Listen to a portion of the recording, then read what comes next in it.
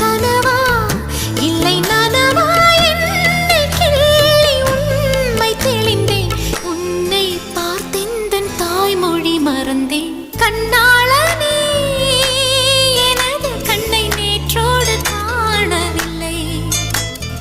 என் கண்களை பறித்துக் கொண்டும் ஏன் இன்னும் பேசவில்லை. ஆளான ஒரு செய்தி அறியாமலே அலைபாயும் சிறு